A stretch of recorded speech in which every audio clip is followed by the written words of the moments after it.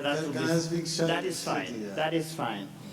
Okay, Mr. Odinga, we are speaking about national unity. That's the next topic that we're going to tackle in this segment. And a few weeks ago, you made a statement in Kajiado that has caused uproar in the country. In fact, your opponent, President Kenyatta, who is not here today, has charged that this is a statement that could have caused a threat to the country's unity. And you mentioned words to the effect, wanakuja kwako kufanya nini, si akaya huko. What was the context of this statement, and do you now regret it, given the kind of conversation it has created in the country? Joe, on the contrary, I don't regret any words that I uttered on that day. I meant every word that I said at that time. I was addressing the issue of poverty of the people in that area. Those people are pastoralists. Ordinarily, pastoralists don't have to be poor. You see, in Botswana, for a long time was running an economy based on pastoralism. And the pastoralists were very rich and very healthy. But here, because we have not managed it properly, KMC is almost dead, so therefore the pastoralists don't even have proper places where they can sell their animals and get proper prices for it. So these people have been forced, therefore, to sell their land in order to make ends meet. Somebody's wife is sick. You want to take the wife for treatment? No money. You want to pay school fees for his children? It's no money. You want to put bread on the table? It's no money. Because of this, he sells the only piece of land that he has in order to be able to make ends meet. And therefore, it is inheriting his children. So I told him that we are going to make sure that you can live comfortably on your animals, so that you don't have to sell land, so that you become destitute, or your children become destitute. This is what I was talking about.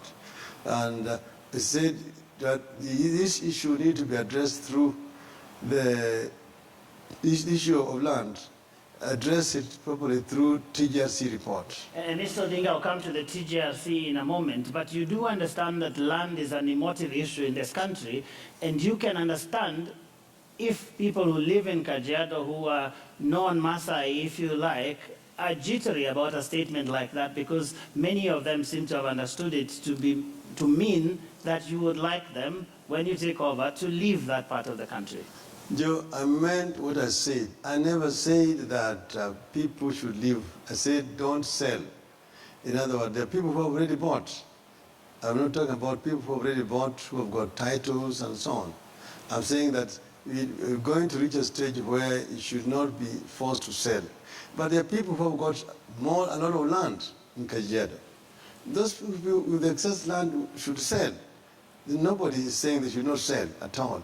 I'm only talking about people with limited amounts of land who are forced to dispose of the land because of economic reasons. This is what I never said, but Mr. Kenyatta was playing politics. Oh, Raila wanted these people to be evicted and to go back to where you came from. And I never say that. In Kajiado, there are members of so many other communities who live there, not only Kajiado, even Narok, in several other places. I've never said go back to where you came from. I was addressing the Maasais, that because of your poverty, you have been forced to sell your land. We will deal with the poverty so that you don't have to sell your land, period. So if there's someone in Kajiado right now who's feeling worried about what you said that day, what do you tell them tonight? That they should sit comfortable. They don't have to worry at all. Raila Odinga wants to see Kenya as an integrated society. So many communities live in Kajiado.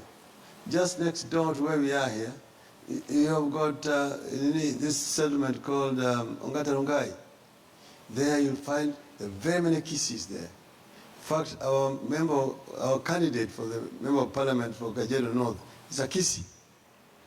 The current member of parliament there is a Kikuyu. There are Kambas, there are lawyers who live there. You have got the Luos also who live there. So it is a cosmopolitan community, and people should live comfortably. You've got this urbanization which is taking place in our country. People are migrating to urban settlements, and this is a permanent feature of our development. This is an idea which you cannot kill. It will happen. Our society will be integrated.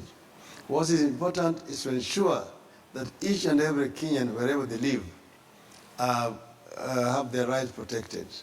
I don't think that it even serves a purpose to create another tribe that now yesterday I saw that the Indians have now been given, classified as the 44th tribe of Kenya. All right, we will speak about the Indians much later, but let me ask you about the TJRC because you brought it up. Your opponents, and specifically the Deputy President William Ruto, has said that implementing the TJRC is a recipe for chaos in the country. How specifically do you believe the TJRC will solve the problem of land, for example, in the country and historical injustices in general? Joe, this was part of the Agenda 4 of the Serena process. So we, therefore, as a Grand Coalition government, set up the commission, the TJRC commission, which was like an international commission because we had commissioners from Australia, from Zambia, from Ireland, part of that commission. And they traveled around the country asking Kenyans of their views about historical injustices. A lot of money was spent on that commission. So at the end of it, they compiled that report, which details out the historical injustices from the time. This is very similar to what they did in South Africa. When Mandela appointed a commission led by Archbishop Desmond Tutu, and that helped them to deal with the past violations of human rights under the apartheid regime and reconcile the South African society. That whole process has not happened in this country. So for a deputy president to go on record saying that TJRC is going to open all wounds, what is important is just to issue title deeds, basically exhibits his ignorance of the reality in this country. So walk us through this whole process. So assuming you get elected in the next 2 weeks, you get into State House, what do you do with the TJRC? How does that look like so that we can begin to understand how these problems will be solved through that report? When I'm elected, and do mark the word when, not if, I'm elected. Well, I'm sure Kenyans will have something to say about that on August 8th. Yes. You can proceed. Okay. No, we have said clearly as NASA that we shall implement the provisions of the TJRC report. By the way, the TJRC also is drawn from the constitution of the country. Part of what is in the TJRC recommendation is also in the constitution. Which, for example, has got a chapter on land, and that chapter created what we call community land. You've got community land, you've got private land, then you've got public land. Now, that community land is supposed to be administered by the representatives of the community, the county government, and the National Land Commission. The first thing that the Jubilee government did, President Uhuru Kenyatta, when they went, was to water down the subsidiary legislation which were under draft, which had been prepared by the Grand Coalition government, Ministry of Lands, to go and amend those provisions and remove the power from the community and the county government and bring in the cabinet secretary. So basically, just bringing back the old system which was responsible for the mess that we have in the land sector today. We will ensure that this is reversed so that the community has a final say on the community land generally. All right, so let's talk about another issue that relates very closely to this, and this is a question of tribalism in this country. Many Kenyans know for a fact that when the elections are held in the next 2 weeks, most likely in Kisumu, you will have more votes than President Kenyatta, and he will have more votes than you in Nyeri, and that has happened over the last 50 years. From where you sit, what is the problem with this country insofar as tribalism is concerned? Why do we vote generally along tribal lines, and what will you do if you became president to deal with that problem? Joe, I don't think that there's something really very unique. Some people are just naive.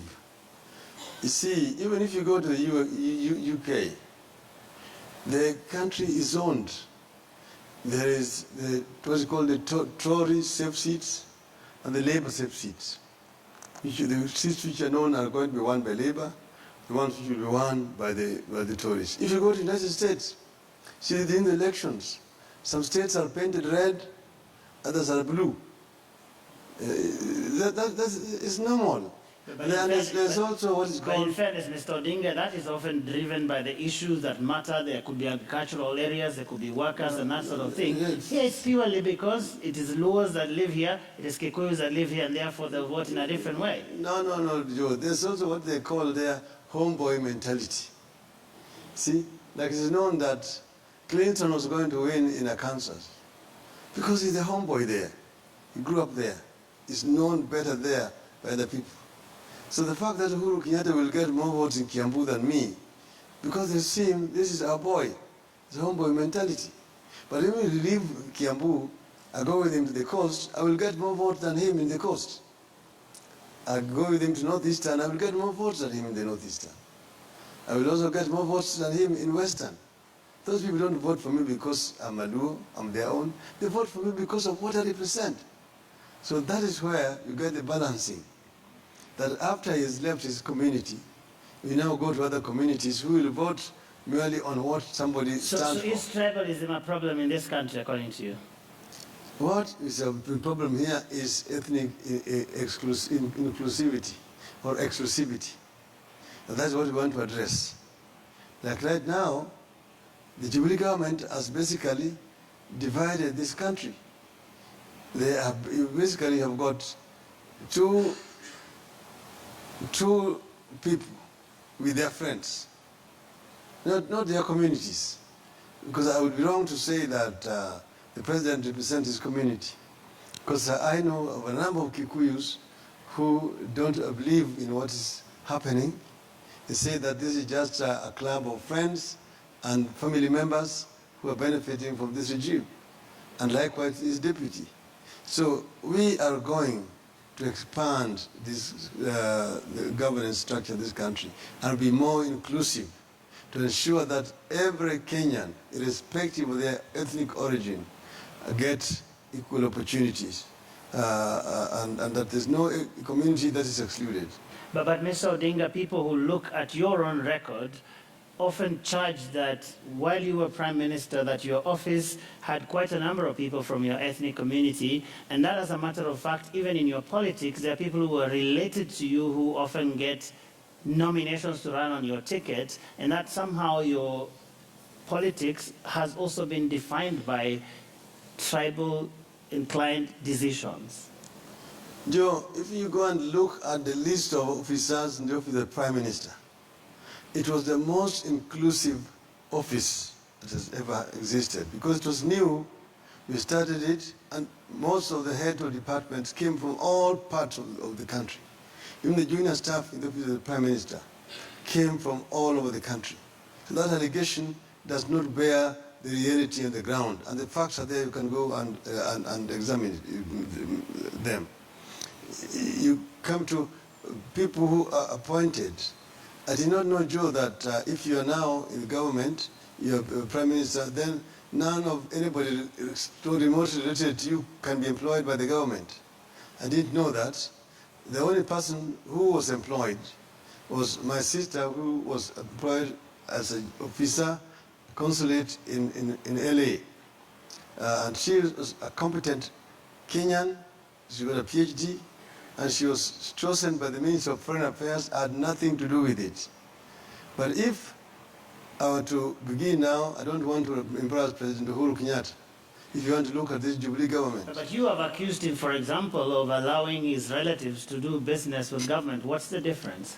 Which relative of mine was doing the business with government when I was in government? Well, he said some were employed when you were in government. I just mentioned one case. I don't know which other one. I don't know any other one. That's the one they've been talking about. And that amount to be made too many. And that was also a junior position, just a councillor, not an ambassador at all. But if you look at the government today, if you begin to do a roll call, I think the government will be embarrassed. So I don't want to go along that line. Okay, Mr. Odinga, you have about 1.1 million followers on Twitter, and there's a lot of hate going on there. And I haven't seen you, for example, use your Twitter handle to say something about it. There are a lot of people who say bad things to other Kenyans in your name. Joe, social media is a free media. You don't regulate it. You don't even know who is speaking there. Sometimes people put your name there and they speak on your behalf. So I don't want to interfere in the freedom of expression. People say all sorts of things that they want to say, and I don't want to regulate it. It's a freedom of expression, and it's something that is new. Maybe you people in mainstream media are also not used to it. Are you saying you have no responsibility there as a leader? Because there are people who say that social media funds violence. If, for example, there's violence in this election, that would be a very active playing ground, no? I will not brief for people in the social media, but you need to know that social media exists also in the United States, in Britain, and so on. I see Mr. Kaparo charged, talking about how he's going to gag social media, how he wants to stop them, hate speech, and so on. I hope this is not an excuse to do what they did in Uganda during the election time, shutting off the internet so that they could exclude social media. I think that is the freedom of expression which should not be interfered with. All right, Mr. Odinga, before we move to the next stage where we'll open this to the audience here, I want us to revisit an issue that my colleague Linus touched on, and this is the issue of corruption as our next segment here. And you said that one of the reasons why the cost of living is rising in this country, and one of the reasons why you believe the country is headed in the wrong direction is because of runaway corruption. As president, if you get elected, what would be your specific role in the fight against corruption? Joe, corruption exists virtually in every country. The difference is that in some countries, when it is uncovered, action is taken against the people who are involved. And that is where we are different. That's the reason why Kenya ranks very high in the Transparency International Anti-Corruption Index. I think this now rank Kenya as the third most corrupt country in the world. Kenya is playing in the Super League of corruption. The giants like Nicaragua, Sri Lanka, DR Congo, and so on. But even during your time as Prime Minister, we still were ranked together with Nepal and Nicaragua. No, we were lower. We were lower. We have climbed much higher now. But what was happening is that we kept on going lower and lower from where we took it, when we took over from Kanu. But tell us what, as president, you do. What I'm saying is the action is what is lacking. And here I say that the buck stops with the president, that action needs to be taken. When we were forming this NASA coalition, we sat down among ourselves and deliberated seriously on this issue. That's why you'll find it in our coalition agreement. You say that every a member of this club will ensure that they don't do business with government, and that includes also their relatives, and that action will be taken against public servants who are involved in any kind of corrupt act. If you find a situation where a president convenes a meeting in State House to talk about corruption, and then admits publicly, I've done this, I've done this, I've done this, and this, what do you want me to do? I've failed. Basically, expressing failure. I say, Mr. President, the buck stops with you. Okay, if you have failed, then pack up and go home. Well, that's fair enough, and that's easy to say. But I have listened to the president when he speaks about corruption, and I think this is what he says, that he has ensured his government has provided money to the agencies. He says all the commissions are independent, ESCC, Directorate of Criminal Investigations, the courts are independent, and that he fired certain people from his cabinet, which was within his powers to do, and that based on what the Constitution says, there's nothing left for him to do. If you were in that situation, what is that other thing you would have done as President Raila Odinga? First, Mr. President needs to allow the independent institution to work independently. He took a list which had been given just for information, names which were still under investigations. And because he was in a hurry, he went and tabled it in Parliament. Some of those people had not been found guilty. There was no sufficient evidence against them. And they tarnished names of very many innocent people. Then, on the other one, when we looked at that list, we found that a number of names were actually missing. Some names had been expunged from it. And I challenged him. And I said there was a name here of then the Minister for Devolution, which was here and has been removed. And I showed him where the name had been removed. Then came the NYS case. And I told him, I know what is happening in Kibra. I know how NYS was being looted. And I said, the suspect is so-and-so. They came out and said, I should leave that lady alone, that I should face them directly, himself and his deputy. He called a press conference in State House. When later on evidence emerged linking that minister with that scandal, Deputy President went to a church in Githurai and said that that lady should stop speaking too much English. She must answer.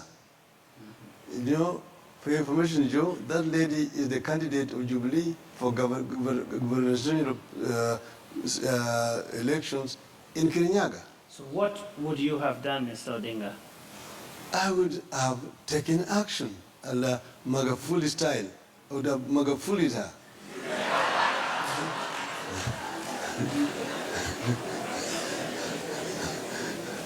So take the NYS case, for example. What would you have done about it that is different from what President Kenyatta did? NYS case? Yes. There was glaring evidence. Those companies which were formed are all fictitious names. They're basically people who are fronting, or the people behind it. It's very easy to find out who is behind this company, this company, this company. I can't even tell you the individuals who are involved. I will ensure that action is taken, and that money is recovered and put to good use. I told you that the mega corruption of the Jubilee, amounting to about 350 billion shillings, is also responsible for our plight today here. Every Kenyan is owed 7,500 shillings by the Jubilee government. Every shilling that they spend, 1 shilling is lost, is going to people's private pockets. So they come up with budgets of billions and billions. You put billions in health, billions in education, billions here. All those billions don't go to proper use.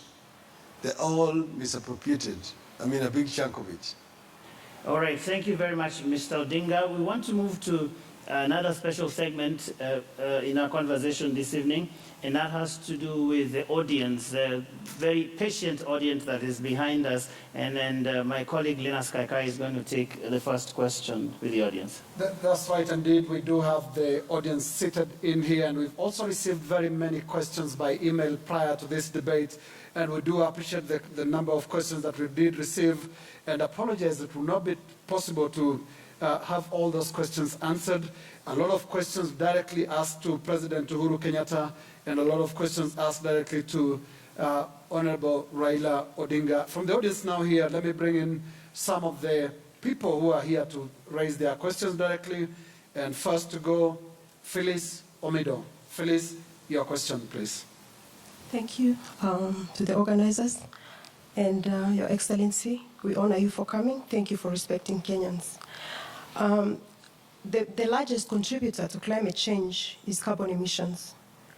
And this is mostly from large business projects that are very tragic, like the Lamu coal plant. Kenya has had a maize crisis, which government has largely blamed on climate change. But even after acknowledging the contribution of climate change to food security, both manifestos were silent on mitigation measures to our communities, to the Kenyan citizens, especially the farmer and the poor. So even though I know your manifesto offered us a leeway in terms of environmental and social impact assessment before setting up of projects, would like to know, in cases like the Lamu coal project, which is a very tragic project to put up in such a place because of the impacts to the ecosystems and communities, what would you do as the executive to address this issue, bearing in mind that Article 69 and 70 is not affordable to communities, to poor communities like the ones in Lamu? No, I really want this question from again. That's fine. Phyllis will come back to you. Let's go to Flora Nyaga. Flora, are you in? Please ask your question. Phyllis will come back to you. Thank you. My name is Flora Nyaga from Embu County. Honorable Odinga, please tell us how you have prioritized the main challenges that you will be faced with should you win the forthcoming general elections. And how will you translate these into realities in terms of solutions for the ordinary Kenyans? Thank you. Thank you, Flora. I think, Honorable Odinga, you can answer that straight away. What are your priorities when you win the election in terms of the issues that she considers challenges? Well, she did not, Flora, thank you very much. You did not enumerate issues that you wanted me to talk about. We have got issues of the cost of living. You've got the issues of unemployment. You've got issues of corruption, which are major issues afflicting Kenyans at the moment. And we have got issues of devolution. Let me begin first with devolution. We have stated clearly that when we take over, we will devolve more resources to the county governments so that they can be able to meet the challenges that are facing them with respect to devolved functions. So we said we will increase it from 15% to 45%. And that is a commitment that we have. In regard to issues of unemployment, 40% of our population is unemployed. You can say roughly 12 million youths are out there on the streets who are unemployed. This situation is unacceptable. And we say that we are going to look at areas where we can be able to create employment faster. And that's why I said we'll address the informal sector, where 13 million Kenyans are employed at the moment. This is a sector that is more elastic, where more opportunities can be created. You have said we are going to set up industrial parks in all the 47 counties, which will give youth opportunity to be more productively engaged There they will have the facilities, the equipment.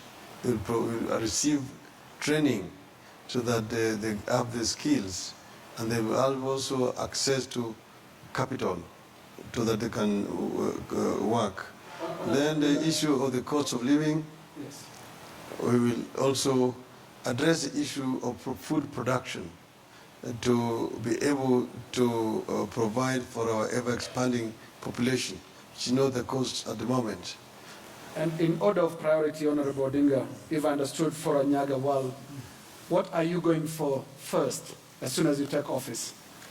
First, the issue of putting food on the table, reducing the cost of living for the people. This is our priority number one. And we will address the issues of cereals, particularly unga, so that we can be able to lower the price of maize flour in the country. We can deal with issues of sugar, issues of milk, and so on. We deal with issues of wages, we deal with issues of rent, as I've mentioned, the issues of the cost of transport, particularly for the urban, and the housing issues. I'd like us to take as many questions as we can, so I would like to bring in Josephine Mongare. Josephine, your question? Thank you very much, Right Honorable Minister, Prime Minister. My name is Josephine Mongare. I'm the FIDA chairperson. And as women of Kenya, we have felt very, very excluded in the current setup. When we look at your coalition, we look at the Jubilee coalition, we do not see you women being prioritized and being at the front of these election campaigns. Now, seeing the data from the IEBC, women have only managed 9% of candidacy. This clearly means that the National Assembly and the Senate will not make the one-third constitutional requirement. Would like you to share with us today, as women of Kenya, what are your strategies should your government take over on the 9th of August? What strategies do you have to bridge that gap? One, in your government, and two, in Parliament. Because we have done what we could do as the women of Kenya to make sure that the 11th Parliament passed a law which was not possible. Now we are going to an election, and clearly we will not achieve one-third gender role. Thank you. Thank you, Josephine. Yeah, the issue of women inclusion is very central to our policy. And when we talk about this, it is not just a question of women being members of county assembly, members of parliament, members of the Senate. We're talking about opportunities available for women in society generally, because that's where we're going to absorb more women. Because we're talking about parliament, you're talking about just 350-something people. It's pretty very few. There, what we need is to have a law passed. And as you know, although Jubilee had said they are going to do it, the parliament was closed without them doing it. And in parliament, we had what was called tyranny of numbers. We, as NASA, were very committed to having that law passed. But Jubilee denied us the opportunity to do it. That's why it's important to vote wisely. Vote more as members of parliament, so that we can go and pass the law that will then bring more women into parliament. All right, Mr. Odinga, thank you very much. Our next question will come from Malim. Thank you so much, Joe. The Right Honorable Prime Minister, yeah, Harun Maalim. According to Kenyan population, about 1.3 million Kenyans have disability. But World Health Organization refuted that and put about 6 million. And as a country, we have beautiful laws. The Disability Act, the current Constitution, and even the Convention on the Right of Persons with Disability. Unfortunately, up to today, there is no policy that operationalizes those laws to make services accessible to these most marginalized communities. From 2006, National Disability Policy is still a draft. When you will be elected as a president in your first 100 days, what will you promise these Kenyans who feel, despite these great laws, they are still at peripheries in accessing the services? And I wish you good luck in your campaigns. Thank you. A very specific question, Mr. Odinga, about disability. We will ensure that the national disability policy is passed together with the enabling legislation so that the people with disabilities can be adequately catered for. When I was Minister for Public Works, I actually came up with the regulations to ensure that all public buildings are user-friendly to people with disability. So it is something that we are genuinely committed to ensure that people with disability are given equal opportunity. Because as I believe, disability is not inability, and therefore they must be given opportunity to serve the country. Thank you. And that will be the final question from the audience. Honorable Odinga, two more questions from this desk as moderators of the night. My first question to you, Honorable Odinga, is you come from a family, one of two families that have for the last 50 years plus dominated Kenyan politics. How would you respond to perceptions that these two families have held Kenyan politics hostage, literally, and with two characteristics? One family moving with a sense of entitlement in terms of leadership, and another with a sense of victimhood. Entitlement on the Kenyatta family and victimhood on the Odinga family. What do you say to those perceptions? I think they are very misconceived perceptions. First, begin at the beginning. Jomo Kenyatta initially was a freedom fighter, and he was imprisoned by the colonialists for 9 years, kept under very inhuman conditions. Jaramogi, on the other hand, became a freedom fighter and fought for the release of Kenyatta. And when Kenyatta was released, Kenyatta then became the president, Jaramogi became the vice president. So they earned those positions by virtue of the fact that they sacrificed for the freedom of this country. So it was not like entitlement. The Kenyan people voluntarily elected them to those positions at that time. They disagreed in the course of implementation of policies during independence. And Jaramogi resigned from the government and went into opposition. The rest is history.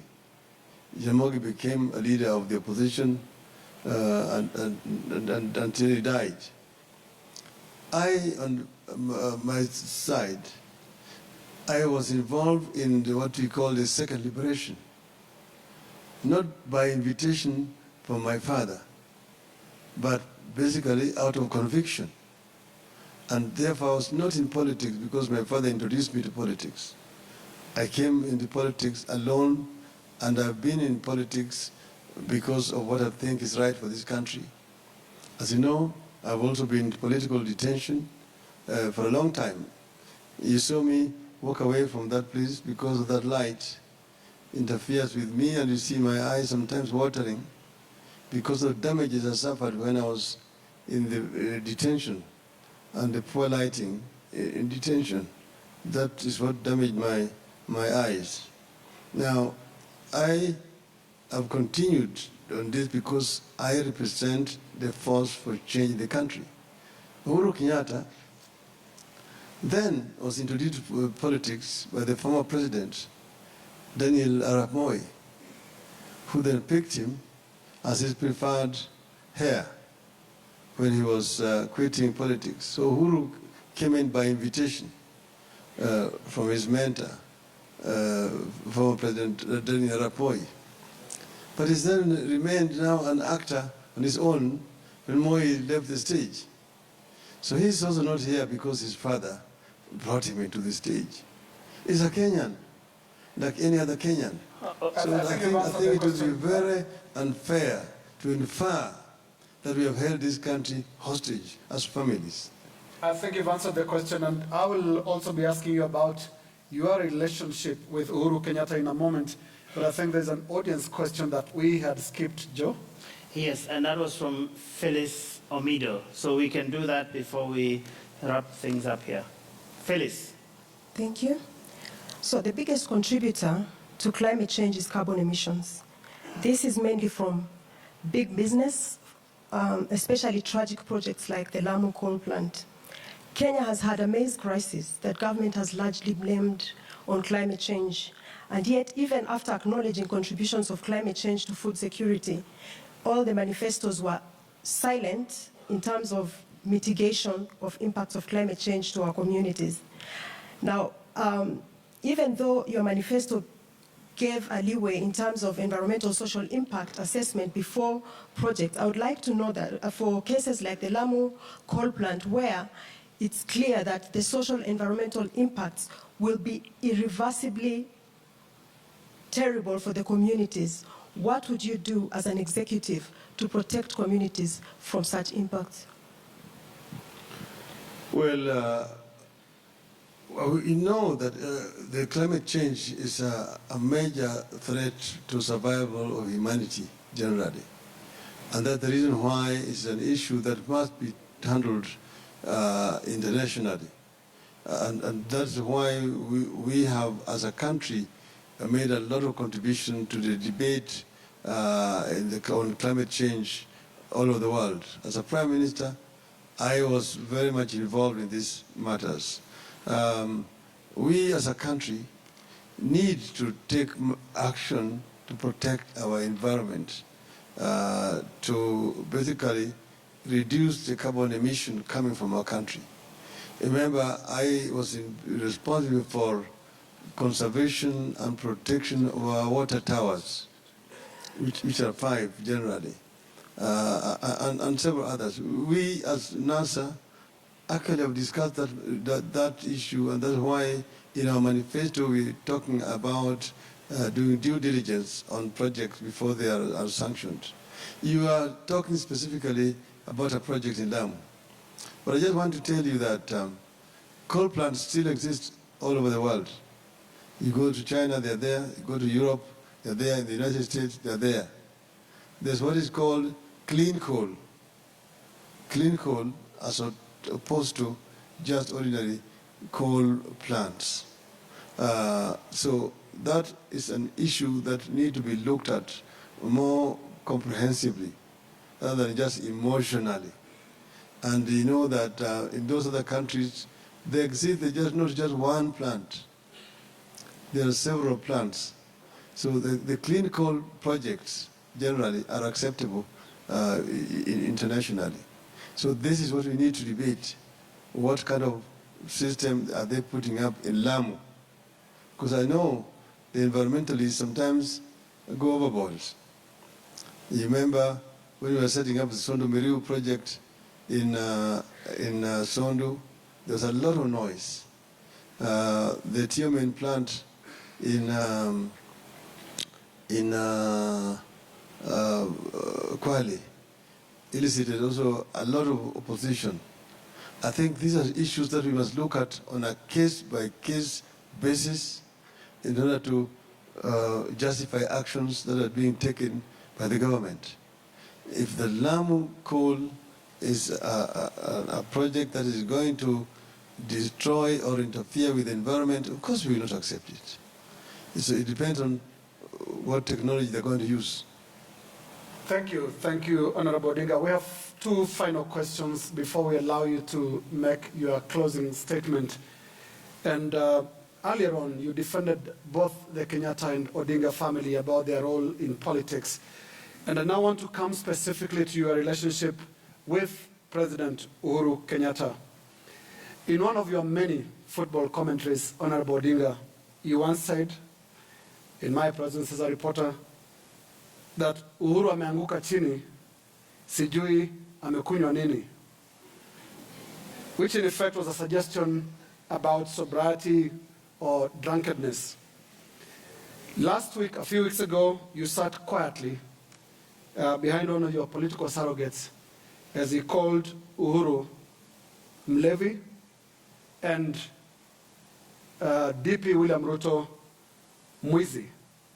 Now, to their side, very many times, speaking in his Kikuyu language, Uhuru Kenyatta has referred to you as Mogoroki and Kimudu, which in my little understanding of the Kikuyu language means a madman.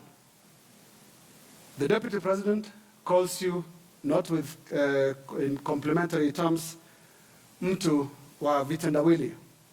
This is basically your language, the language of Uhuru and the language of Raila. Do you approve of this kind of language for this level of leadership? Two people with a mathematical chance of becoming president. I don't remember ever saying that Uhuru amenguka na sijui amekunywa nini. But even if I said it, it must have been with a light touch that amekunywa nini. But that will not mean that he is a drunkard at all. And when you talk about one of my, you call him my surrogate, or I think that is not a fair comment on an honorable member of parliament, if that is what you mean. I mean, there are political jokes. If somebody says that the vehicle is being driven by a drunkard driver and a town boy who is a thief, I don't think he was meaning Uhuru Ruto, unless they themselves feel guilty. I think that is just said with a light touch. Politics must come up with some jokes. And like when Uhuru refers to me as Kimundu Muguruki, I don't think he means it. I don't think he thinks I'm a madman. But that basically means that the kitchen is too hot for him. So if the kitchen is too hot, get out of the kitchen. See? And the deputy president, Ateo William Mzee vitendawili. You see, that means there's something that is issuing him about vitendawili. And I say that pilipili shoila ya kuwashani. If you're having a problem with it, just leave it. So we in NASA, we basically respond seriously to allegations that are made, but we also respond in kind and sometimes in jokes. If the debris becomes very irresponsible, we tell them what we think should be right. That is politics, in my view. All right, thank you. Thank you very much, Mr. Odinga. Finally, there are a lot of Kenyans who are worried about the election we will have in the next 2 weeks. As a matter of fact, there are Kenyans who are stocking up. There are Kenyans who are making plans to travel to different places. There are even some foreign missions that are issuing some travel advisories around this election. Do you share those concerns, Mr. Odinga? I would love to inform Kenyans that Kenyans have a constitutional right to participate in these elections. I think there's some scarecrow. Some people are basically trying to scare Kenyans because they want to deprive those Kenyans of their constitutional right to vote. So people are being told, oh, there's going to be violence around. Some notes have even been written threatening some people so that the people can run away, particularly from urban areas, to go to safety. I have urged our supporters not to fall to this, that they should stay put. I don't see any problems happening. We have said that there will be no violence in Kenya so long as elections are free and fair. And the government has assured us that they are not going to interfere. The IEBC has assured us that the elections are going to be free and fair. So we should not be scared. People should not run away from where they're staying, because by running away, you are actually depriving us of your vote, either Jubilee or NASA. So we want these elections to be won fairly. And we want Jubilee to also desist from trying to manipulate the electoral results, as I mentioned earlier on. using the security forces we want to win fairly. And if we win fairly, fine. You've also said that in the unlikely event of us losing, we will congratulate Jubilee. They've been asking you other times, are you going to accept results? We will accept free, fair electoral results outcome. If they are free and fair, we will accept them. All right, thank you very much, Mr. Odinga. Before you leave. We will welcome you to make your closing comments. Thanks. Let me stand up here. There are two groups of people I did not address. One issue of housing. I did not address it in the context that we are discussing it as NASA. That we are going to invest heavily on low-cost housing that is affordable to the population. Yeah. So, please use the microphone. You're free to use it. Yes. yeah. That we are going to invest as NASA in low-cost housing, which is the problem right now. That's why people are having issues in the slums. Our youth can get decent housing when they get married as families. That happened in Hong Kong, in Singapore, in Malaysia. Okay? The other one are the single mothers. These young ladies who either have divorced or their husbands have died or they just got children. These mothers are having serious problems bringing up families. We say that we're going to pay special attention to this group so that they can be able to access capital, so that they can be able to do business or get employment, so that they can be able to look after their children properly. Finally, I just want to tell Kenyans that we are on the brink of history as a country. It has been a long journey to reach where we have reached today as a people. 8th of August is going to remain in the annals of our history as a very historic day for our people. Every Kenyan who is able, who is registered as a voter, must turn out to cast their vote to participate in history making. I'm sure that at the end of the day, Kenyans are going to emerge victorious. So we urge you, whether you're a Jubilee supporter, if you're a NASA supporter, turn up and vote for us, because Nane Nane will remain forever a very important day in your life. Thank you very much. Asanteni sana wa Kenya kwa kunisikiliza. Ni juta ya kwamba ndugu yangu Uhuru Kenyatta hakukuja. Ningependa sana akae pale, nieleze yale maneno yote, akisikia apate fursa ya kujibu, lakini ameniwacha peke yangu. Ameniweka shere, lakini ndio ameweka boya hapa, lakini pamoja na haya mimi namtakia kila laheri na rafiki yake Bwana Ruto. Natakiwa heri, nasema hiyo mchuano itakuwa ya kirafiki, na yule ambaye atashinda ashinde, na sikubali kushindwa sio mshindani. Shukran, asanteni sana. All right. Thank you. Thank you very much. Thank you very much. Now that closing statement from candidate Honorable Raila Odinga marks the end of tonight's debate and indeed the 2017 presidential debate series.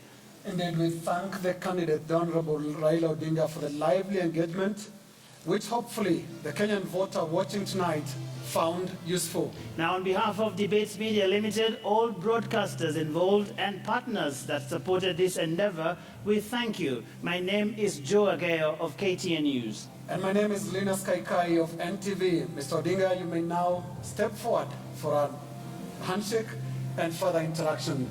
To our viewers out there, good night and thank you for watching. Good night.